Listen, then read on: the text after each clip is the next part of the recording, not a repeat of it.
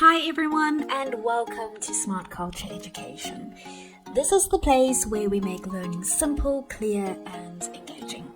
If you're new here, don't forget to subscribe so you can join us on this journey of mastering maths, science and more. I want to do this question with you. Prove the following identity. The sine of 2 theta divided by 2 multiplied by sine of theta is identically equal to the cosine of theta.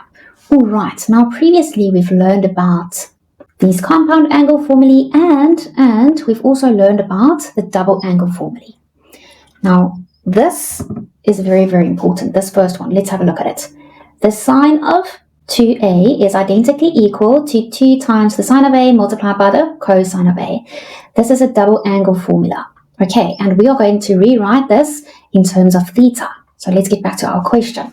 So we can say that the sine of 2 theta is identically equal to 2 times the sine of theta multiplied by the cosine of theta. Okay, so this double angle formula is very, very important in this case. I'm going to start with the left-hand side. Let's rewrite it. Sine of 2 theta divided by 2 times the sine of theta. So let's have a look at the numerator. Instead of writing sine of 2 theta, I'm going to use this double angle. So I'm going to write 2 multiplied by the sine of theta multiplied by the cosine of theta. And we have to divide that by the denominator, 2 multiplied by the sine of theta. Okay, now let's have a look at the numerator and the denominator. You will see that this 2 over here and this 2 over here will cancel out.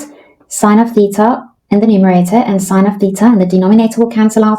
And then we are left with the cosine of theta. So for this reason, we can say that the sine of 2 theta divided by 2 times the sine of theta is identically equal to the cosine of theta. Now remember, you will get the double angle formulae and the compound angle formulae on your formula sheet. You don't have to memorize it. They will give it to you. You have it with you all the time. Okay, so the trick lies in identifying double angles and compound angles, because as soon as you have identified them, then you know, okay, I have to go to my formula sheet and I have to check. Thank you for watching today's video on Smart Culture Education.